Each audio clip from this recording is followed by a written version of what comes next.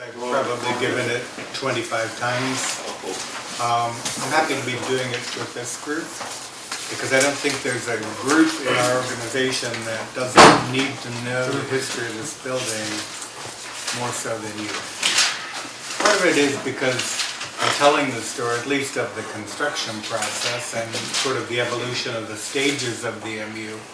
You get to know something about the bones of the building. But also I think you get to know the emotional launch that brought this building into existence. And it sort of is the driving force behind why would students and faculty and friends of the university, students create this grand building. Well, I hope to be able to convey to you the sense of what was going on at the time that was rather impactful on the world. I first read a book when I was probably about 19 called Johnny Got His Gun. It was the first book I'd ever read about World War I. Johnny Got His Gun is an incredibly impactful book that it's the story of a man who comes home from World War I without arms, without legs, and without a face. So he is alive, fed through tubes, and his brain is working just fine. And so he lives without the ability to communicate or move. And the story told in the book is not only how that all happened, but also about the story of the caregivers and the sense of him being able to sort of make logic out of what was going on and how it had all happened and who was caring for him and sort of create a life for himself inside of his own brain. It's an incredibly powerful book. And it always made me curious to know more about World War I. And I didn't really have a reason to do that until I came here, which this is a World War I monument building. And it's the only such building on OSU's campus. There are no other war memorial buildings here. But they certainly built us a nice one. Well, that maybe did better. So, everybody always remarks about the architecture of the MU, and it's one of the most photographed buildings in the state. But that motivation to build it came out of what was going on around the globe just prior to the construction of the building. World War I lasted about 4 years. Now, today it seems 4 years goes by just like that. But we're confronted with so much information all the time that time has, in a sense, sped up. But for people living, where you had to wait for telegraph or letters to arrive, time moved more slowly. And World War I was really predominantly fought in this region of Europe. Of course, there was a Russian front. But this central part of Europe is really where most of World War I took place. And if you aren't aware of this fact, if you add up all of the U.S. war dead from both sides of the Civil War and through every conflict and war that we have been a part of, the total number of U.S. dead is less than what Germany lost in World War I, less than what Austria lost in World War I, less than what France lost in World War I. When I read these statistics to you, I think you'll begin to realize sort of the scale of World War occurring in Europe. It changed the face of Europe. Russia, 1.7 million soldiers dead. Germany, 1.773 million. France, 1.3 million. Austria-Hungary, 1.2 million. Great Britain, 908,000. the final tally for the United States was 126,000. So even though we have great memories of World War I, the scale of loss of European countries is at times tenfold of what we experienced. So the sentiment coming out of that war experience is really what drove the creation of this building. So if you aren't aware of how World War I began, essentially Kaiser Wilhelm of Germany wanted to protect Austria. He was great friends with the Archduke Ferdinand, and when the Serbian forces assassinated the Archduke, Germany retaliated and went to war. And that war was going on for some time, long before the U.S. entered that war. So I mentioned a little bit about the costs of the war. But some of these battles raged on for upwards of 9 months because it was such a big deal to try and move ammunitions and supplies and equipment into place. It could take 2 months to stage a battle, and they could go on for extended long periods of time. In the Battle of Verdun, the total loss of life alone, just in that 9-month battle, was almost 1 million lives lost. 1 million lives lost in one battle. So the U.S. decided that the sinking of the Lusitania, which was a British passenger ship, really was going a step too far. And President Wilson warned Germany that if there were any similar occurrences, the U.S. would enter the war against them with the Allied forces.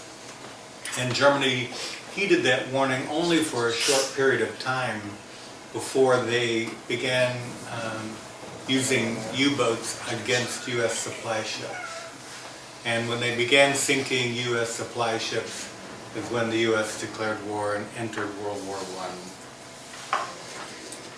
So in April of 1917, the U.S. Army numbered slightly more than 100,000 troops.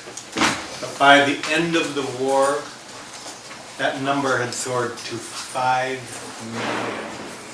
So if you look at what it took to ramp up the forces, we were a fairly small nation militarily, but over 5 million soldiers entered that fight over the period of World War I.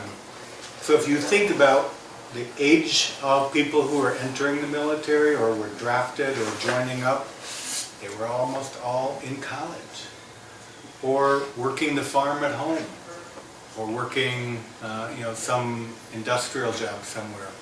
So that workforce that is really sort of our student body age is all now part of that 5 million military force that basically sucked all of the enrollment out of colleges and universities and sucked all the young people out of the workforce.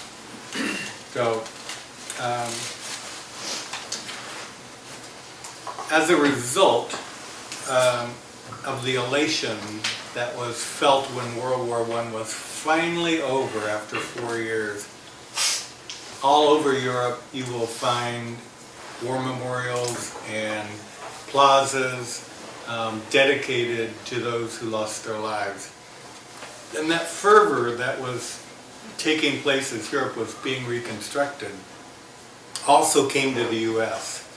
And you'll find war memorial stadiums and war memorial libraries and war memorial buildings in almost every state in the Union. And most of them date from this period of the MU, which is somewhere after 1920 until about 1935. And of course, the sense was that they had fought the war to end all war. They thought that by ending World War I, that the world would never ever again see that kind of conflict. Well, of course, they were wrong. World War II came along. And the catastrophic loss of life, if you go look at the data, was far, far greater. I have some statistics from World War I quickly just to give you a sense. The total civilian and military casualties alone in World War II for the Soviet Union, 25 million. For China, 11 million. For Germany, 7 million. So while World War I was a very significant conflict, it pales in comparison because of the devastation and the technology that had come into play by the time World War II came around. But World War I was really also the first time that we had seen some of the catastrophic injuries, the types of explosives, the introduction of nerve gases and other types of mustard gas and catastrophic chemical warfare was the first time that these things had really been used on a mass scale. All over Europe there were known as men with broken faces because the explosives were so ineffective at often causing death, but they could maim. And so there were men all over Europe who came home from the war with half of their face gone, or missing a lower jaw. You look at the images that came out of World War I, they're often a lot more injured than killed, simply because of the way in which the explosives had not really been perfected. But these two gentlemen were OSC students. They were here as veterans. They had started school, left and went to the military, and then came back to finish up their college studies. And they were part of an organization called Scabbard and Blade. And it was a military honored veterans organization. And they were also both fraternity men. And they went to the University of Michigan for a fraternity convention, and they saw what the University of Michigan was doing, and they were building the Michigan League, which is their student union, as a war memorial to the Michigan students who had given their lives, as well as faculty and staff who had gone off to war and died. And they came home just completely enamored with that idea. And they convinced the student body to endorse the effort of building this building, and they sought the permission of the president, and the president took it to the state board, and the state board gave them permission to begin a fundraising effort. No idea how long it would take, but they developed platoons of students, staff, and faculty. And you read back here, this is probably in either Salem or Portland, we don't know the location. There's a junior division, a senior division, a faculty division, and they're all reporting out their fundraising results at these banquets that they would come together once a year and celebrate and get everyone charged up. Altogether, it took 9 years to raise the money. And this was not a period of time where people could write large checks. There were no such large gifts. People would pledge over a period of 25, 30, 40 years, $5 a month. And when I came here in 1987, in the vault was the original pledge box where all those pledges were kept. And when people would still send in a check, all those years later, they would get a credit on their pledge and the money be deposited. That pledge box is still up in the attic, by the way, if we haven't sent it to archive. So, raising money took a long time. The university did not want to run the out-of-class activities that the students wished to have present. So the university only ran the classroom portion. They had actually outsourced all of the student activities and student life to the Y organization. And so they had allowed to be built on campus something called the YMCA hut. and that's where students went. And it sat on this piece of property, and it had to be torn down in order to build a building. So you can see them here starting to scrape the ground and have a bit of a ceremony to honor the fact that the Y was going to be knocked down, and the MU would certainly be taking its place. I love this story because it gives you a sense of what kind of equipment they had to work with for the excavation of this site. I have another picture that I do not have in this show that shows a horse and wagon team also being loaded up. The horse and wagon team was the only way to get down into the pit, and very, very slow going for an excavation of a building this size. So digging the hole took almost a year. When the building started going up, people began to get really excited. Construction wasn't nearly as fast as what we can build today. The timeline from beginning to end of the SAC is probably twice as fast as how long it took to build this building. And at the same time, they were building Weatherford. Weatherford dates from the same period. And so, although it was a different construction company, Weatherford and the MU are really brother and sister buildings of the same 1928-29 period. Because nothing of this scale had really ever been built on campus, people used to come and bring picnics and sit across the street and watch the construction processes go up. This is taken actually from Weatherford. Weatherford completed before the MU did. And so this would be taken from the Weatherford balcony looking at what will eventually become the Commons wing. It did not exist in the original building. It came along 30 years later. But it gives you a sense of the scale of construction and the impact that it must have had on campus. This is about the stage where they are beginning to enclose the fire brick that made up the structural wall and put on the decorative exterior stone and brick. And of course they built wooden scaffolding entirely around the MU 4 stories high in order to get up there and lay that brick in place. So about the time that they were laying the cornerstone, this is the cornerstone laying ceremony. They stopped for a brief ceremony, and then as soon as that ceremony was over, the entire quad became the yard where they would pour all the columns. The columns on the face of the building are some of its most prominent features, but the recipe for that we had to uncover when we tried to restore some of the stone in the 96 project to patch so much of the stone loss. We actually found the original recipe. But when we had the stone restoration people make up that recipe, we found that it didn't match. And so what we concluded, or what the stone consultant concluded, is that they probably couldn't get the exact mix that was in the recipe.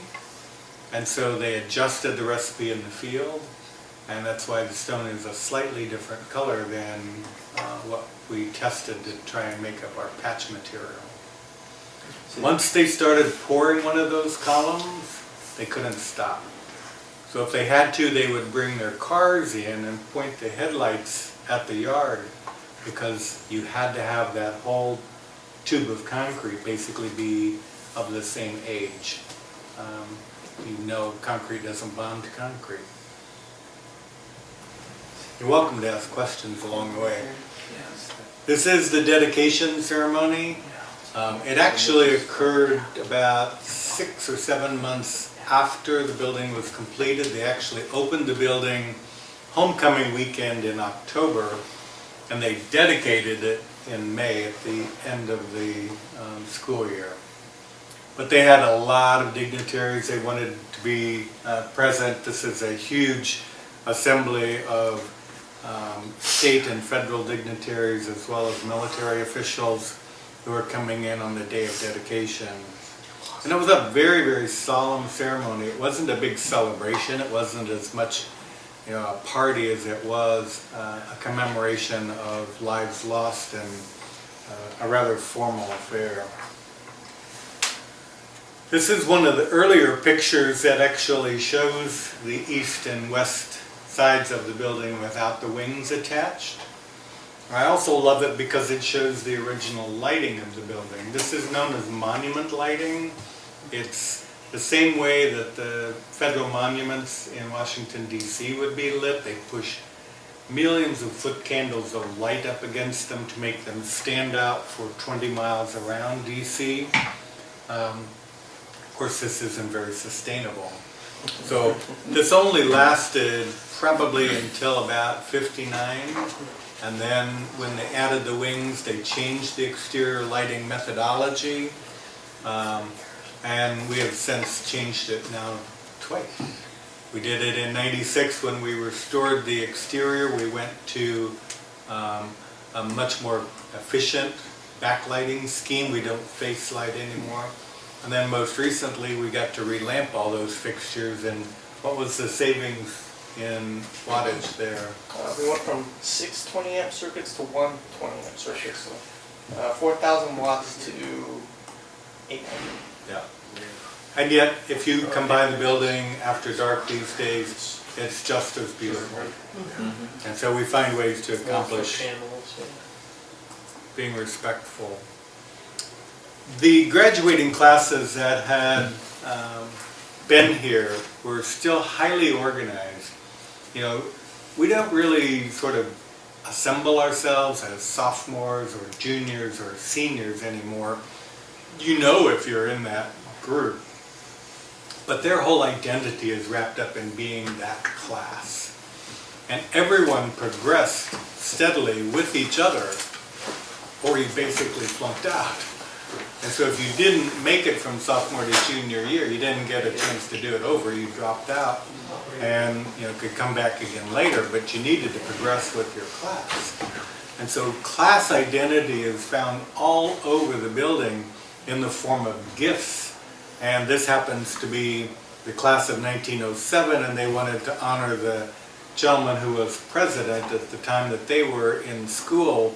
So they raised money for that fireplace, and they put his image and the presentation of the class gift from 1907.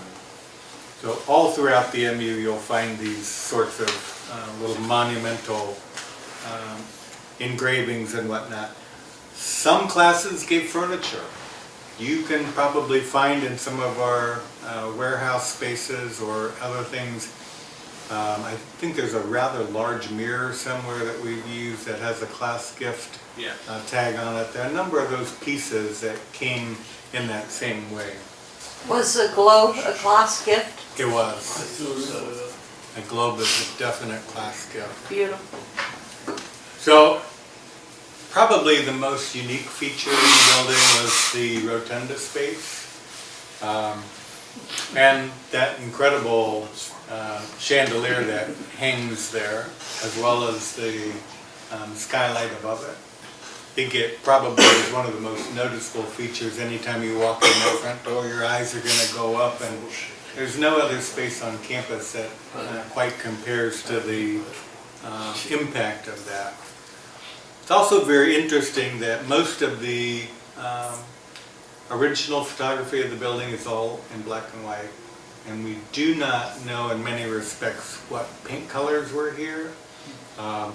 And those paint colors have been adjusted over the years because we just don't know historically how to paint it out the way it was originally intended. This was the inside panel of the yearbook, the year the MU opened, and it sort of announced to the students that there's now a place for your formal events. And having big dances and events was one of the things that they could do for the very first time. Prior to this, they danced in the armory. But they had to have a military reason for using the armory. So the armory was the place for the military balls. whether you were, we had all branches of the ROTC just like we do now. And all of those events were militarily significant that occurred in the Armory. But now they could have a dance for any reason. When the building opened, the ballroom was not finished. The amount of money that they had raised to finish the MU did not allow for the finishes to be applied to the ballroom. So the building opened and the ballroom was in use, but it was just concrete block. And with some rather rudimentary lighting and a little bit of trim. But students used it nonetheless. They just applied a lot of crepe paper and cardboard and decorated it up to make an event happen. Just being ingenious. This is the original view of the concourse. What do you notice immediately that's missing? No business Flags. offices. No flag. No business No offices. Java. No, Or info no, desk. no No display. art The display. display cases, And everything. well, Yeah. it looks Dark. bad anyway. The concourse was like a mausoleum. The rule was that when you came up that main rotunda, that you were to enter the upper floors respectfully and reverently, like you were in the library. You could not speak in full voice. It was a place of respect for the dead.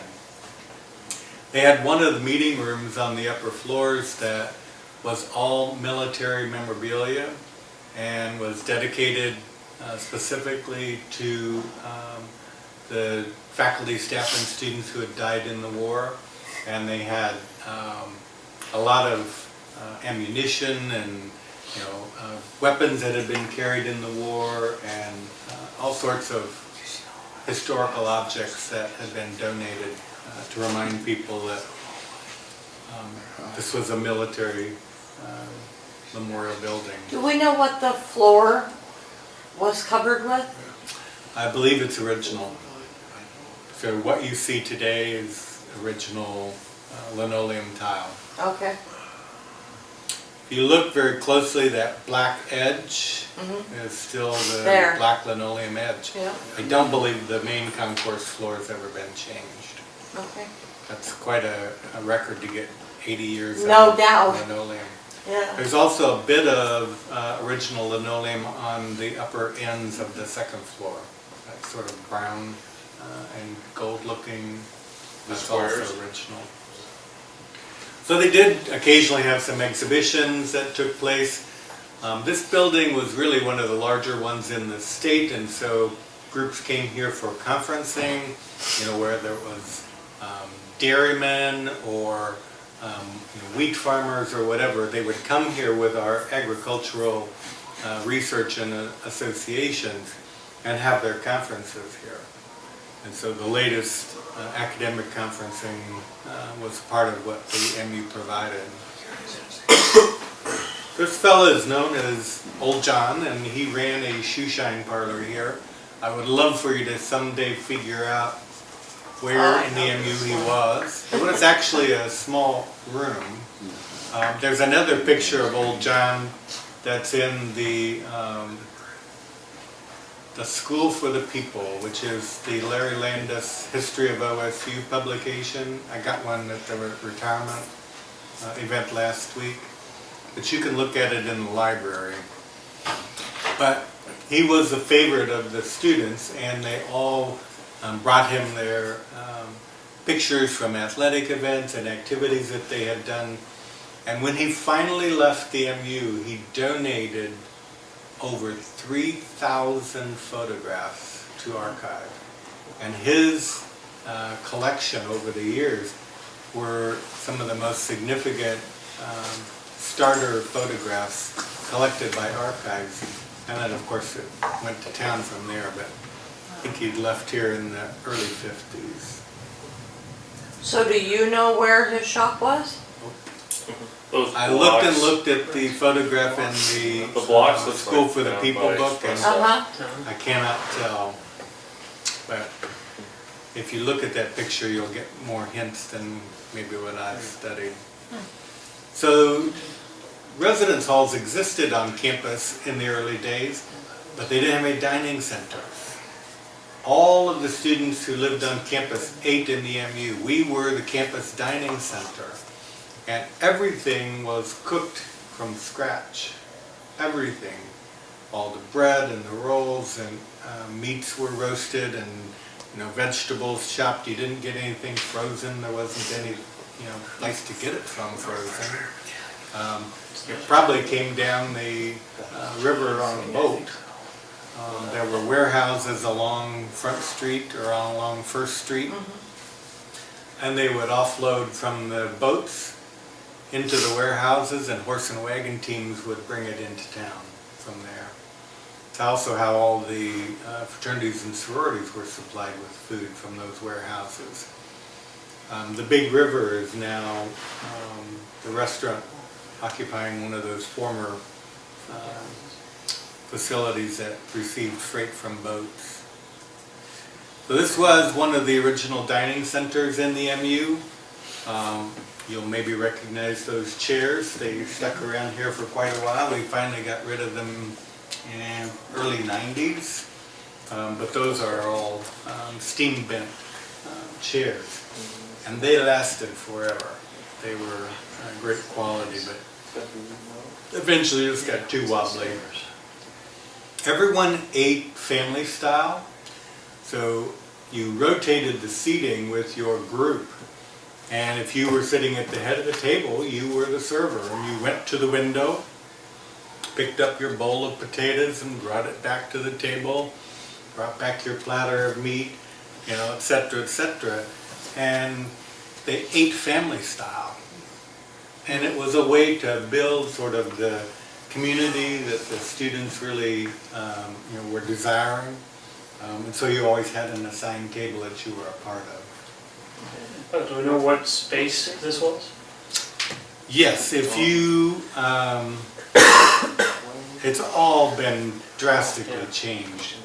But heading down the mezzanine towards the commons, it would have been on the lower level, right below that. So this stairway was taken out when the ballroom was drastically changed. So somewhere in the vicinity of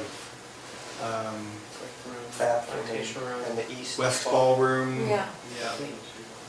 From there, and probably up until the bowling alley is about where that was. And that kitchen, the previous slide, the commercial The kitchen, servery. was also on that west side of the building. wasn't it? Yep. And it was now at the kind of ground china level. room, ground level, center cage. The kitchen didn't move upstairs until much, much later. So here's a great look at that, either east or west end. I think this must be the east end. Is that Jefferson Street? No, it's a different Yeah. picture. We looked at the picture. That's how you see lamps. Yeah, right. If you look at this little niche over here, Yeah. that's also in one of your stairwells going down to Right. it. Yeah. It's like my favorite Yeah. spot in the Mark, museum. I love I it. love it. It's just there. Yeah. It's weird. So if you aren't already aware of this, the gentleman who did all of this great wrought iron is one of the nation's most renowned wrought iron artists. He also did Timberline Lodge. Now, the unfortunate thing is they didn't think to save all this wrought iron in '59 when the additions were put on. And so it was just sold out as scrap. Somebody probably melted it down and, but I can't even tell you what it would be worth today if it were around. There's another nice view of that area. Gorgeous.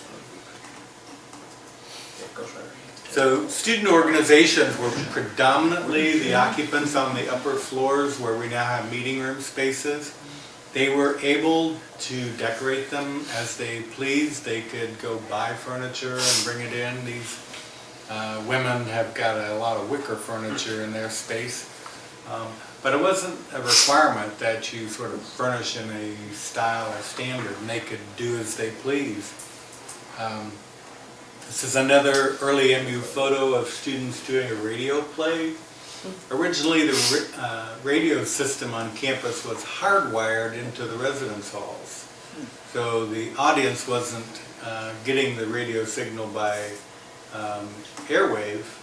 You had to be wired into it. So this is how they entertained the students at night, by putting on programs, playing music, and doing radio play. This is one of the early shots of the barometer, putting the paper together. They literally had to type it all up and then usually bicycle it down to the Gazette-Times headquarters, where it was set into type and then printed off. And the students would go back and pick it up on their bicycles and bring it to campus. You're well aware that we have lounges on either side of the main lounge. Well, originally one of them was for women and one was for men. Men and women really could only socialize together on officially sanctioned campus activity days. And so when they wanted to just go hang out, the women went to the women's lounge and the men went to the men's lounge. The only difference was that men could smoke and women could not. The main reason is that those were all former soldiers, and the military gave them cigarettes for free. They got them all hooked on smoking when they were in the military, and there wasn't anybody going to tell them that they couldn't smoke when they came back to campus. So the men had a smoking lounge and the women did without. Like I was sitting on the table that Gary just repaired. So this is the last picture I'll show you of the ballroom without any finishes in it. This was how it looked for almost 20 years. And this is how it looked after. Yeah. This late 50s. So all of the wooden paneling was added. There was a walkway going east to west that's now Buenos Burritos and Pangea. Pangea, the archway there. you go The back to archway, Pangea. Yep. originally I'll show you what was in there. But Look the at that thing that, ceiling. yeah, this ceiling was all lost when we had to sprinkle the building in the 70s. About 1973, the fire marshal forced the university to finally put a sprinkler system in here. Many of these beams had to be modified in order to allow the sprinkler head to get down low, and they did a nice job sort of matching them in here. But in the ballroom, they could not salvage that plaster and the honeycomb wood. Unfortunately, the decision was made to tear it all out. They could have just simply put the drop ceiling in and put the piping in between and left the original ceiling, but they did not. They Well, the destroyed archway it. is still in Pangea, isn't it? The archway, yeah. Yeah. But the ceiling, all the ceiling is gone. The other thing they lost when they dropped the ceiling with the acoustical panels, they lost all the chandeliers. And they were magnificent. All these lighting fixtures left. Oh, So, wow. We can bring them back right now. you know, when we think about the number of objects that we've held on to over the years, sometimes it's because you look back at a picture like this and realize, had they just kept those, we could have done Hang on to those something. toilets for another 30 years. Wow, original porcelain. Keep them up That's there. real porcelain, that's not big stuff. I've forced you to put some things in storage Yeah. that you go, what the hell is he doing? Never know. So what did we ever do with the typesetter that was down at Snell Hall for the barometer that they The used? Fourth floor SBC. Is it? We kept- It's in there. Right by the desk, yep. So that's the walkway. And the reason it ended up getting enclosed is that during a dance event in the ballroom, a young woman leaned too far over that railing and fell and broke her back. And the university decided, okay, well, that's enough of that. And in those days, not all the decisions got made at the department level. The institution's leadership said, find a way to enclose that thing, so that's exactly what happened. Right. Here's what sat in that niche that we still wow. have in Pangea. This was an organ designed to entertain crowds in the ballroom. And this must be a faculty member giving a student a lesson on the organ. But this is after the finishes were applied in the ballroom, but before we tore the ceiling out in the 1970s. So I would guess maybe late 50s, somewhere around there. Dances were huge. Live music was really the only way in which you could ever get entertained. And so dance bands moved up and down the West Coast from campus to campus entertaining, and that's how students got to see all of their favorite acts. Was you go to college and they'd come by and play in your college's ballroom. So everybody wanted to come to the MU Ballroom to play. Every band that had a following. Not all students came to campus with much social skill. You know, if you'd been living on a farm in Eastern Oregon all your life, chances are you didn't know anything about dancing, or your community didn't allow dancing, most likely. So MUPC existed at the time, and they gave dance lessons for several days in advance of a dance event so that you could come and not feel like you were an outcast. The main lounge has really not changed all that much. We've held on to almost every piece of furniture. We keep repairing it and making new leg parts and reupholstering it, keeping it alive. Well, one of the reasons is that they bought the furniture for the main lounge from Kittinger Mahogany Furniture Company in New York. And Kittinger is made famous because they also furnish the White House.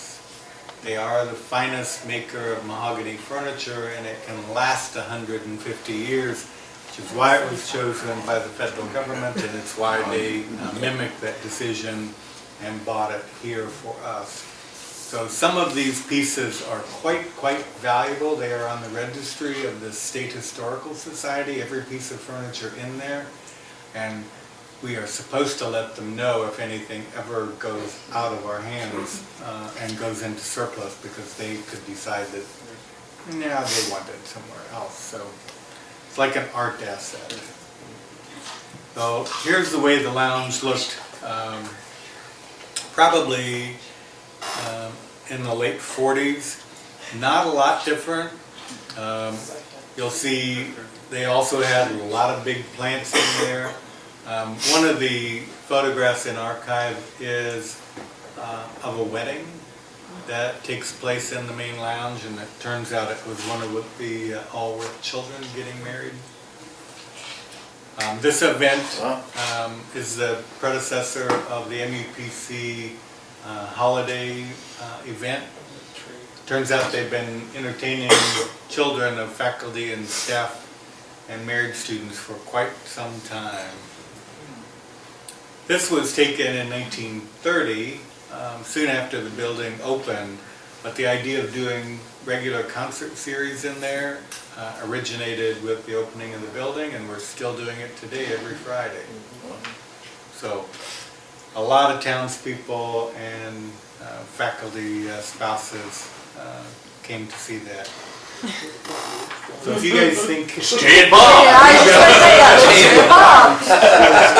Thought you built the fire. Look at that. So we kept that big log. The whole tree, you look at that log, Yeah, we kept that log, so we want to redo this photo. I'm fairly certain that log probably burned for a month. I don't wonder why we've been hanging It had out. Jay, it only lasted a day. Standing up there. So the big claim to fame when the Commons was finally added on in 1959 is that it was going to be glulam construction, which was a fairly new method.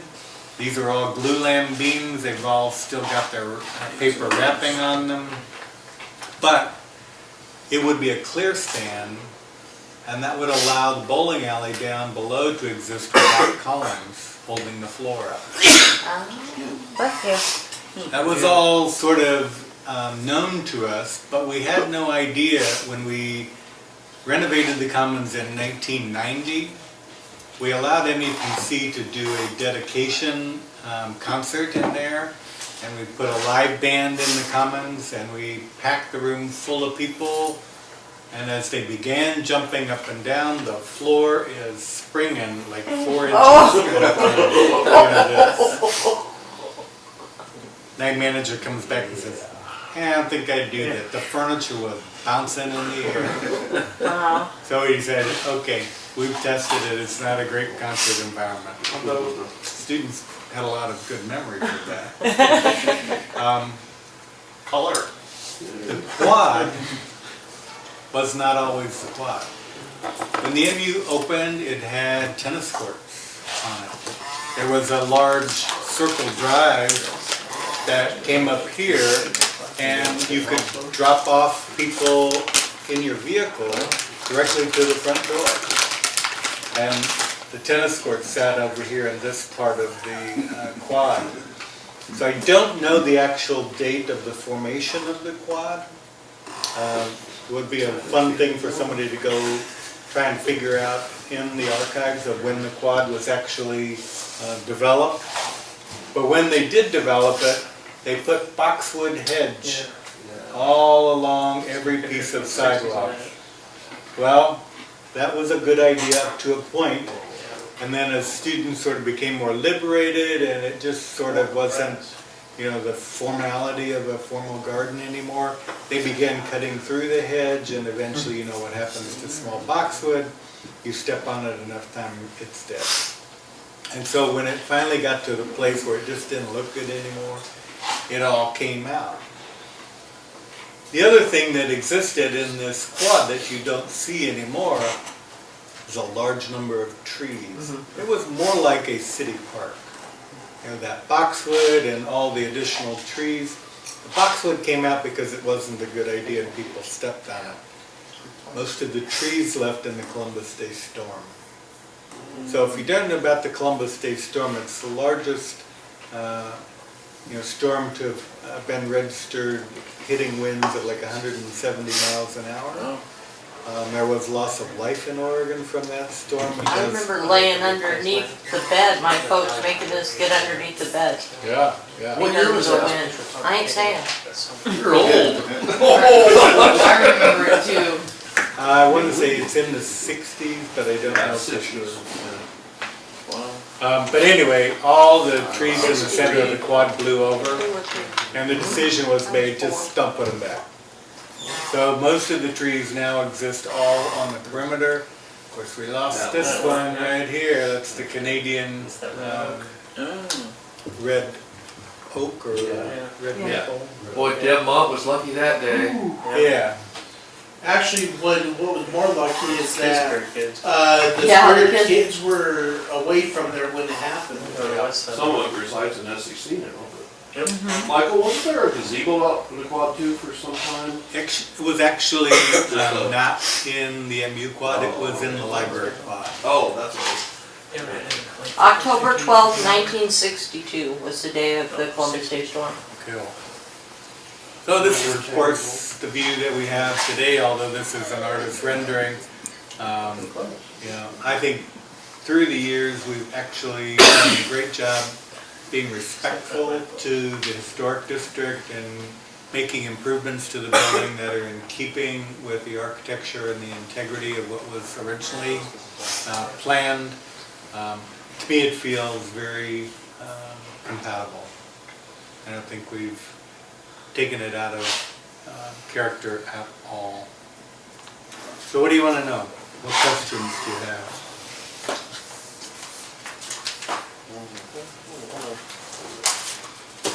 How tough of I don't know, obviously it was in the 50s, but how tough of a decision was it to actually add to the original monument, the wings? Well, they were out of space, and the bookstore didn't really have a home. The bookstore at one point was in the basement of the women's building, which you can imagine how small that was.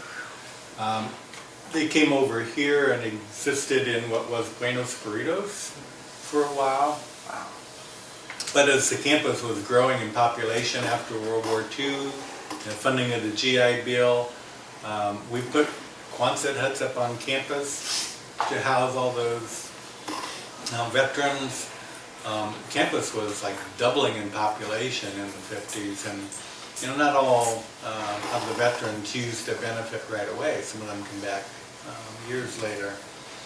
And so the decision was made, we've got to grow this building, and most respectful way to do it was to add wings that sat somewhat separate. So there's about a 14-foot separation, a bit of a connecting hall, if you will, that give it a bit of a different feel than the main building. You know how big it was in 1930? How many Population, how many students? students, yeah. There's 12,000 in 95. 2,300. Wow. Kent Sumner knows those figures. We had him track. Where else are you stashing treasures like the original collection box? You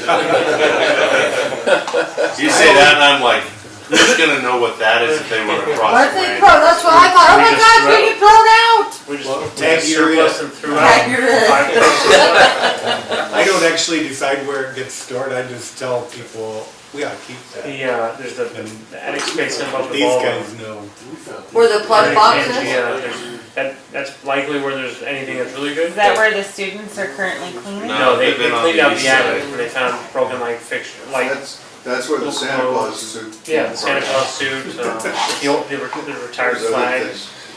So we used to decorate the building for Christmas. In fact, I have Christmas sign. photos in some of my shows that show students taking paper and making a huge cross in that big front window, and having prayer vigils at Easter out on the quad.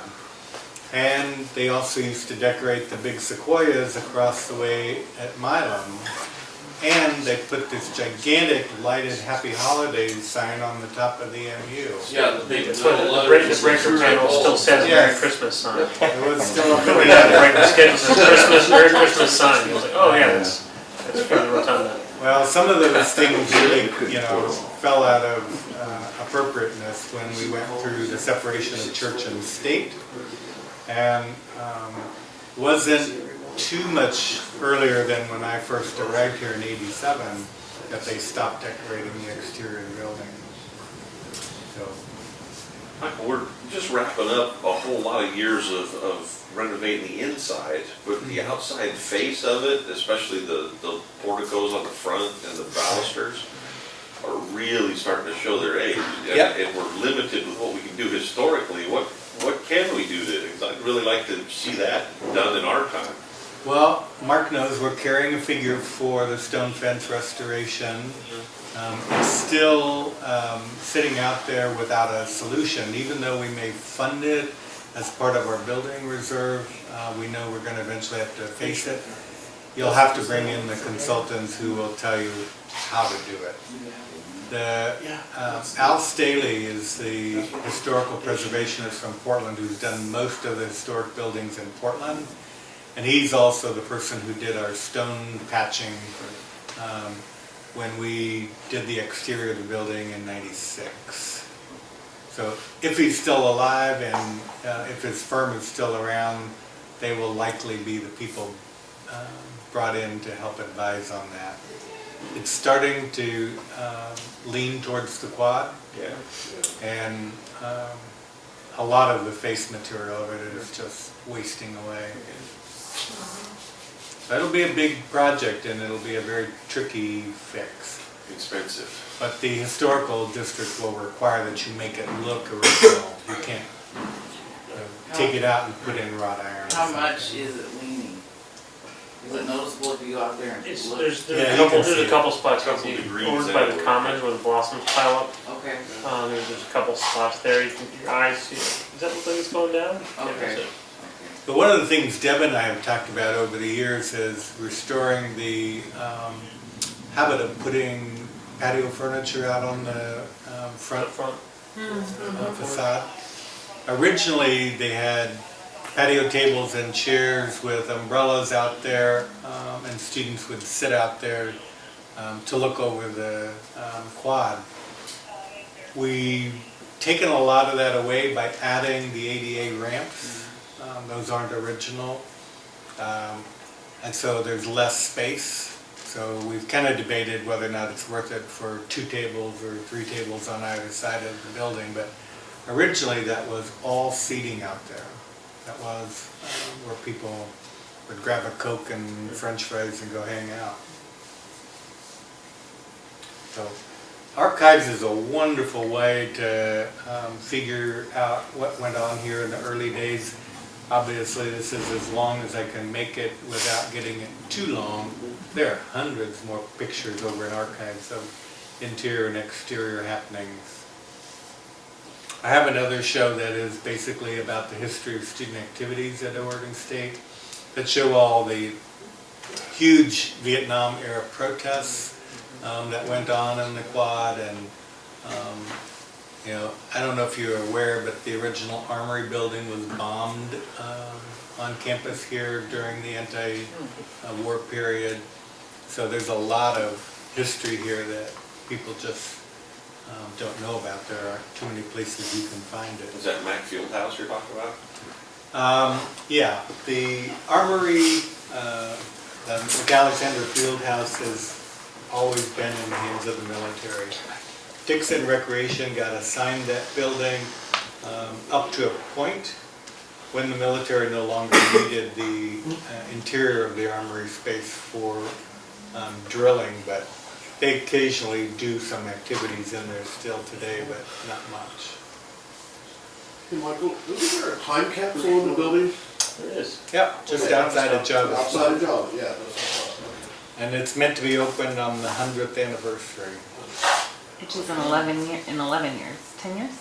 Well, 12. 11. somebody do the math. Heather Rapp and I talked, I think she said it was at 11 or Yeah. 11 from the dedication, from the initial 27 dedication. Yeah, it's always an interesting debate as to, so when do you reach 100? Mhm.